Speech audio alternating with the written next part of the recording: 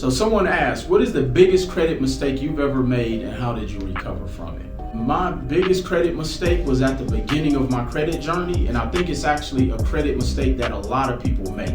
Now there's many, but just off the top, I would say that the biggest one for me was as I was rebuilding my credit, going after D-level credit cards. And here's what I mean. So they have credit cards that you can get for rebuilding your credit. And it wasn't that it was a mistake that I actually got the credit card. It was a mistake because I didn't understand how that credit card worked. And I see so many people that get trapped up in these type of credit cards. These are the type of credit cards that have an annual fee that is spread out monthly. Cards like Capital One, cards like First Premier, just to name a few. See, those two credit cards, they have an annual fee, but you don't pay the annual fee at the end of the year like most credit cards that have annual fees. You actually pay the annual fee monthly. And they do this to accelerate you creating payment history, so this way they can actually show that you're making payments on a card that you may or may not use. Because most of the time, the limits are very minimal, that there's really nowhere you can actually use a $200 credit limit. But with that being said, so what they do is they spread the payments, the annual fee out over the course of the 12 months. So let's say you have a $9.95 annual fee. Now let me tell you where the mistake can come into play. For someone who's not only new to building credit, but also rebuilding credit, or someone who's new to having a credit card, you could get that credit card statement in the mail, or you've opted for paperless billing, and you didn't connect it to your bank account because for some reason a lot of people are leery for connecting their credit cards to their bank accounts to have the fee come out automatically. But unfortunately, some of these credit cards where your bank is linked, it doesn't pull out the annual fee monthly, just the monthly payment. And you may want to check because things could have changed from when I first started this journey. And so you will go on and think that you don't have a monthly payment every month. Because look, hey, you've never swiped the card, but you have that annual fee that you have to pay every single month. And can you believe I've seen so many credit reports where people have gotten late payments due to the annual fee that they are billed every single month. So it's not necessarily that getting the card is a mistake, but it's a mistake by not understanding the terms and conditions of some of these, what I call D and C level credit cards or starter credit cards.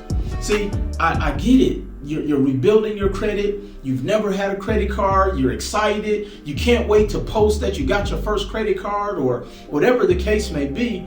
You have to know what you're signing up for. You have to know what you're reading. You have to read the fine print.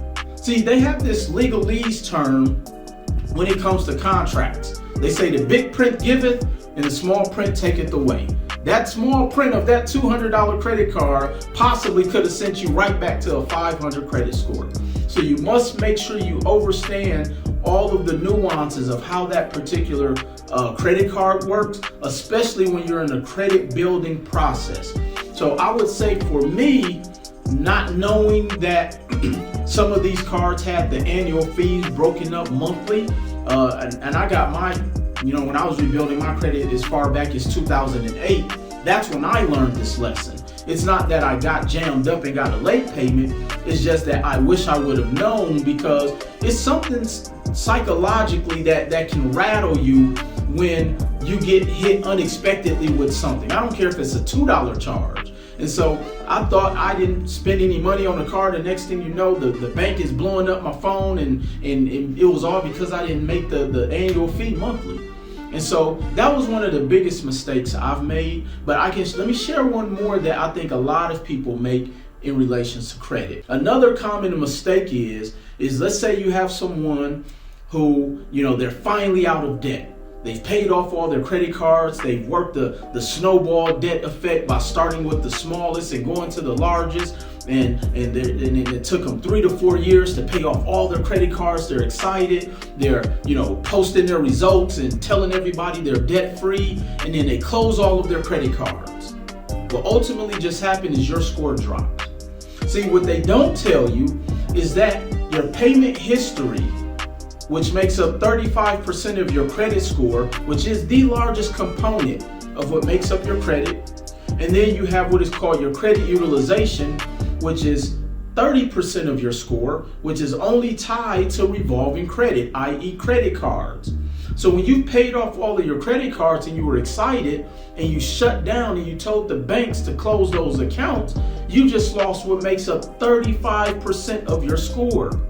And then because you are no longer using the revolving credit, which is tied to 30% of your score, which is credit utilization, which is only tied to credit cards, you've now lost another 30% of what makes up your score, which in totality, 65% of what makes up your credit score, you just abolished from your credit report. So now when the algorithms go to calculating your credit score, this is why your score has dropped drastically, because the two main components and the most largest components of what makes up your credit score out of the 5 main components, you've just completely eliminated from your credit profile.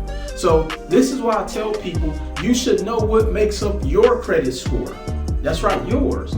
Because then you play the game differently. See, credit is really a game. You have to learn how to play the game to your advantage depending on what your end goal is for your financial journey.